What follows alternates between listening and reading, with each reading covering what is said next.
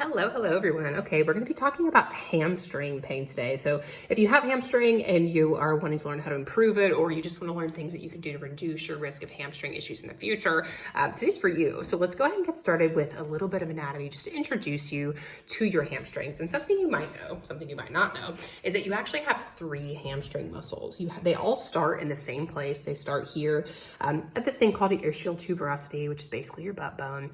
They start here, there's a tendon, and then there are three muscles that form. Two of them go on the inside of the knee and one of them goes on the outside of the knee. And one of the reasons why that's so important is because hamstring pain can be felt anywhere along this line. Some people can have it higher up. That'll be called proximal hamstring tendinopathy or proximal hamstring pain. People can also develop pain lower down in the back of the knee, as well as, of course, here in the center here. But one thing that's really important to know about your hamstring muscle is how it works, because once you understand how it works, it becomes a lot easier to understand how exercise and movement can help you heal hamstring pain and also strengthen your hamstrings for long-term, reducing your risk of injury and just keeping your joints really healthy long-term. So your hamstring does three things, and I've drawn out some of this here so you can kind of get an idea. The first one is that it bends your knee, right? This contracts, it bends the knee.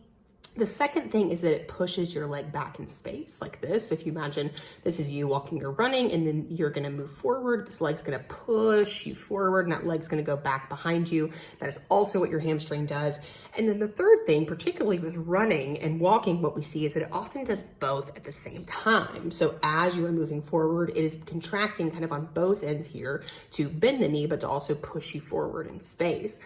And one of the reasons that's so important is because how it functions works very, very closely with a couple of hip muscles. And often what I'll see are people that have had some hamstring issues for a while. They've been given some hamstring exercises. And sometimes it's not just about doing the hamstring exercises. And that could be the reason they aren't making progress like they hoped, is because we have to really take a holistic view of everything in terms of how it works with the hamstring. So there are a couple of hip muscles that I've drawn out here. This first one, the blue one, is called your gluteus maximus.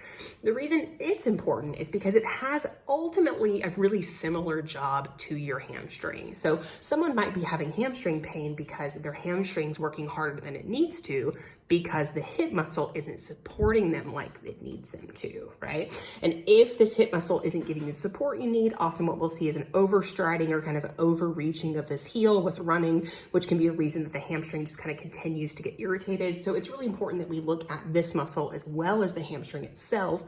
Then another muscle here is called your piriformis. There's actually several muscles right here that rotate your hip joint. Piriformis is kind of the most famous one of them, if you will. So that's the one that I drew out for you.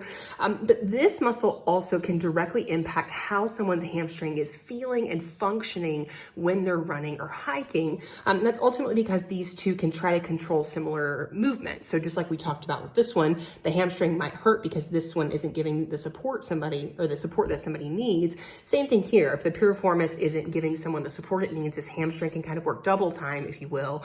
And then even though the pain is here in the hamstring, the solution might be actually looking at other areas. And this piriformis muscle also really impacts the sciatic nerve, which can sometimes kind of mimic hamstring pain as well. So these are a few factors that are really important to look at with hamstring pain.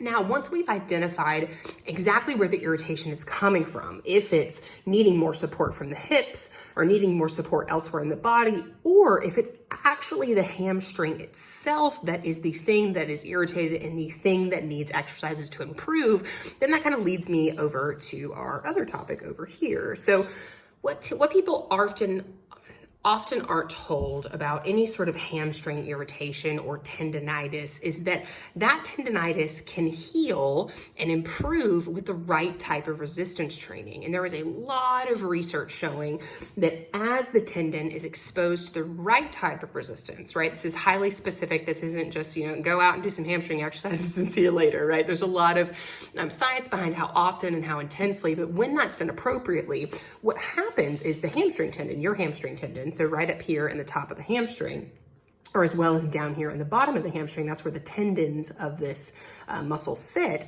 When they're exposed to the right type of resistance training, some really amazing things happen.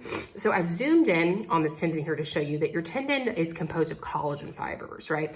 Now the reason that's important is because they are composed of collagen fibers, resistance training can actually change your tendon health and tendon structure. And what this means for you is if you've been told that you have some sort of hamstring tendonitis and you've been told, oh, this is just how it is, maybe you need to give up running and give up high impact sports and things like that. It's not true. You don't have to give these things up, but you do have to find some way of using resistance training to help that tendon become more resilient and stronger. And ultimately that's what's going to help you get back to running and hiking.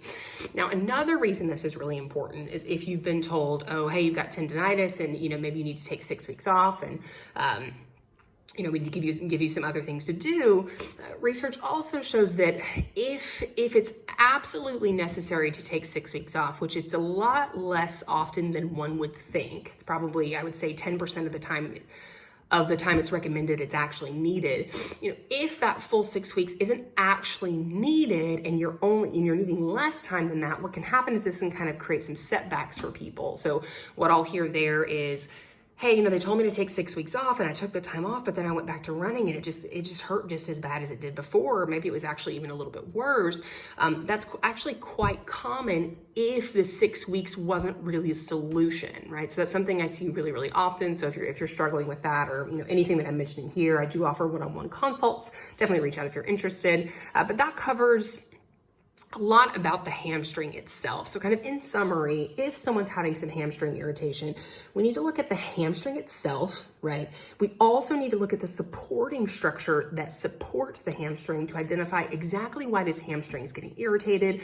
Then there are exercises that can help other muscles support the hamstring. There are exercises that can also help the hamstring heal and become more resilient. We didn't get into this today, but there are also running form adjustments that can be done to decrease hamstring tension and hamstring pain. So really a lot of options if you are struggling with any sort of hamstring pain or hamstring tendonitis. As always, thanks for hanging out with me. Definitely drop any questions below of things that you'd love to learn about what we talked about today or just topics that you'd like me to cover in the future. And I will see you next time. Okay, take care. Bye.